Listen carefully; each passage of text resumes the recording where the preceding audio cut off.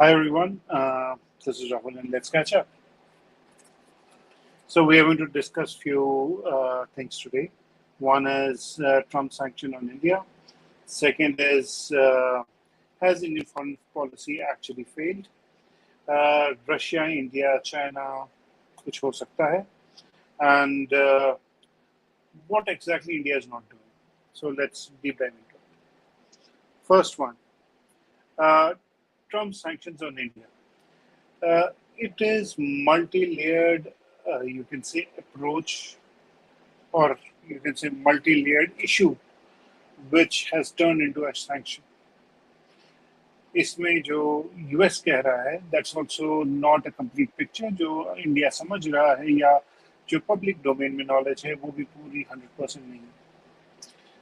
First point, what objectives US wants to achieve or Trump wants to achieve from India. क्या उनको India की importance नहीं पता या उसको डाउनग्रेड कर दिया है या जो हमारे बहुत सारे इंटेलेक्चुअल जिम्नास्ट बैठे हुए हैं हमारे फॉरेन कंट्रीज में जो कुछ फॉरेन यूनिवर्सिटीज में भी काम करते हैं as a geopolitic economist and all that only they are only headline reader by the way. उनकी अगर बात माने India foreign policy failed, sanctions India पे आ गए हैं, सुपर पावर अमेरिका के आगे नहीं झुका India, that is the whole problem, it's all nonsense, A B C D E. आपने सुनी something nothing new in this. मैं फिर से वो रिपीट नहीं करूंगा, आपको बहुत जगह वो चीज मिल ही जाएगी. What I am going to tell you is what is at the bottom of the barrel.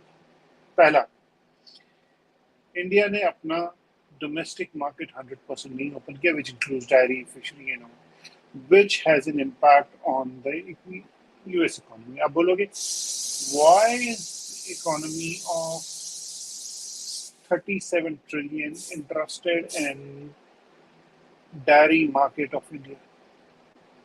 Why it is important for Trump to get into dairy, fishery markets of India? What makes it important? So to understand this, we have to see where he started from the tariff point of view. It started from Canada. Canada consumes most of its produce when it comes to basic, you can say, milk production or a dairy production goods or fisheries market and so on and so forth, which are very basic markets or directly related to the farmers and the cultivation.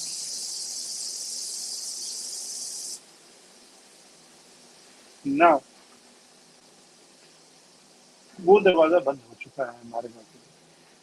Where is the largest population available where it can push it through or shove it down to the consumer and make sure that their product is available? If you do price benchmarking and see ये कहाँ पे सस्ता है, and you can come to India and see there's a market. Products are on a higher cost. Production capacity is just to manage or little more than what we can consume, and it's non-competitive from the international standard when it comes to quality and it from the production capacity and obviously rates. Now, that is one of the fundamental reasons that Trump is interested in Indian market. Couple it with oil, you can say, interests of America.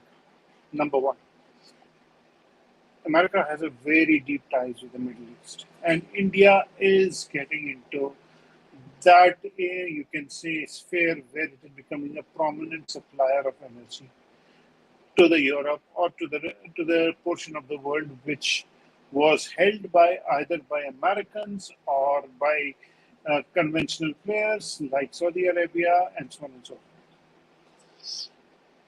Now, in current context, India has taken advantage of it and come and become an important player. Problem ये हो रही है America को now. Saudis are complaining. The original players are complaining. The new entrant has come, and your dominance is getting less. So they want to throw India off the market and say, hey, it's not your place to do business. That's why, hey, India, you have to stop buying Russian oil, all that nonsense. Now, if you take it to the next level, you have to see what all has been brought to the table. अभी recently Russia और US के बीच में last time कुछ बातें हुई and उससे पता चल रहा है कि दोनों ऑफलाइन कनेक्ट कर रहे हैं, साइडलाइन टॉक्स हो रही हैं, but one of the critical conversations which is happening right now is LNG and you can say crude oil purchasing जो ExxonMobil करता था और was a part of it as a partner or as a player in Russia, उस जो war की वजह से exit हुआ था and India had taken that place, they want that back. And to make sure that India and China are who have actually established themselves should be thrown out of the market. Russia doesn't have any other option to go with US, and US has a firm control of it. The result could be India would be out of the energy market altogether. Dominance will come back to America. America can sell its own oil, have a control over the Russian oil, as well as have start controlling the entire market. आपको समझना पड़ेगा, Trump is a biggest, you can say, advocate of dollar dominance. And Trump fears कि एक दिन dollar का dominance खत्म हो जाएगा and that will the end of the US empire. To make sure it continues, it needs a petrodollar to exist. And petrodollar to exist means it has to be in control of America. Right now, that control is less, not that much that you can completely throw off the petrodollar, but to an extent that it fears कि नए market में players जो हैं that can challenge its dominance. Predominantly China, number one, and then followed by India. Third, obviously, from the defense perspective, India has not entertained US, or rather Trump, what it wants to sell to India. For example, F-35 chips. What that leads to is India is not under the thumb of America and is not taking a diktat. आज की date में America का कोई critical armament India के पास नहीं है, जिससे क्या हो रहा है कि अमेरिका असर्ट नहीं कर पा रहा है Indian foreign policy or the way it should behave in international market or international arena. Yes, India is a middle power, but it wants to send a diktat to India, just like how US is sending diktat to Europe. China को भी वो reduce करके middle power पे लाना चाहते हैं, and China is giving a fight back. No, we need to step up a ladder and we want to be a superpower as big as America, and there would be some superpower rivalry and it can go plus or minus or whatever. India is a foreseen challenger right now, very small, maybe like a pinprick. Why I'm saying pinprick? Because right now India is only $4 trillion economy, not a big threat, but formidable one. 10 years down the line, maybe 10 or 12 or 7 or 8, it would be in that range. 15 years down the line, it would be a serious contender like China. And if in all this, if India had a good run, which may be under whatever prime minister, that good run of a double-digit growth can actually catapult India to a place where it starts controlling a portion of critical supply lines across the globe. You cannot be a 10 trillion economy without having some critical portion of the trade which has to be dominated by. Services, yes, but services cannot give you a diktat control. You have to increase your weight and then start making the, you can say, statements like what China is doing. China has a command on the supply lines of rare earth and other stuff. India doesn't have that leverage right now. But if India becomes around 15, $20 trillion economy, India will have that leverage. So if I would have been Trump or anybody who is at the helm of affairs in US, will ensure the delay of China and India growth story and to retain the superpower status and try to destabilize whole portion.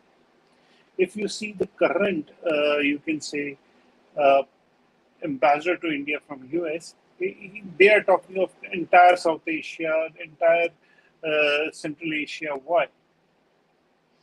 Because they want to curtail or put a check on the Indian sphere of influence, whether it has been, you can say, collaboration by Pakistan or Bangladesh or China or whatever may be the case.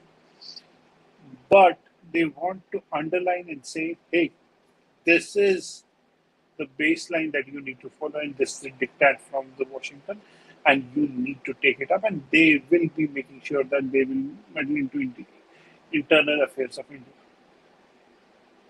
So now you will see more foreign intervention. Now you will see great games playing in India. Now it is up to India, irrespective who is the prime minister, to ensure next 15, 20 years how we have to manage US. So that was from, let's keep it there because it can be more double clicks and we can go into detail in the further other, you can say, videos that I will be creating. Second is the biggest criticism which I am seeing coming from different sects of societies and the think tanks and the intellectuals, Indian foreign policies. Indian foreign policy has failed or not, its trust has been failed. The confidence which India had that we can trust as an Indian towards West, because it is, yeah, it is hypocrite, but at the same time we share values. It is not security guarantee, but we will ensure the stability. It is not, you can say, alliance, but a partnership where we can complement West, and we don't want to be seen as anti-West. We don't give that much importance to the Asia, including Russia. How much brouhaha or friendship we will show with Russia, there is a limit to it. But that is what the policy had been from decades. Nothing new in this government. What it has done is put those in the steroids or taken the steroids in some parts and see what it takes. From all this, we can only inculcate this was a reality check for India. India needs to seriously introspect what exactly is happening, how it is happening, why it is happening, and build a, you can say, formidable structure so that it won't happen again. Tomorrow, another 5 years down the line, 10 years down the line, another Donald Trump should not come and start behaving like a crybaby, and our economy, India's economy, would be a serious challenge for it. So that we can discuss it, what are the options and everything in upcoming, you can say, videos, but that is one area I wanted to, you can say, put a plant of, you can say, thought process where you can start thinking about it. Third, Russia, India, and China, is this sustainable? Now, you have to see this in the context of history. Has this been successful in past? What were the key impediments? And will those impediments will continue? China is aspiring superpower. from middle power to superpower, already you can say a large power. So it has its own interest. It wants to have a dominant field. It has to have some, you can say, structure where they are thinking that we need to assert. They don't see, when I say they, that means China, don't see India as of now, a serious contender or a challenge or even, you can say, a partner.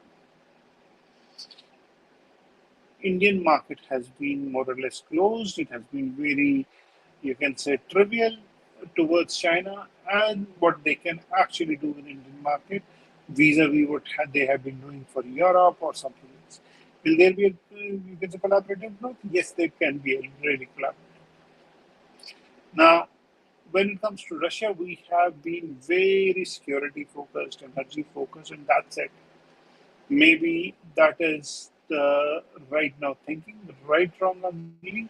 We'll discuss this in few sessions. I know there are a lot of things which we are talking about that we'll be doing, but I assure you that we'll have videos for that as well for discussion.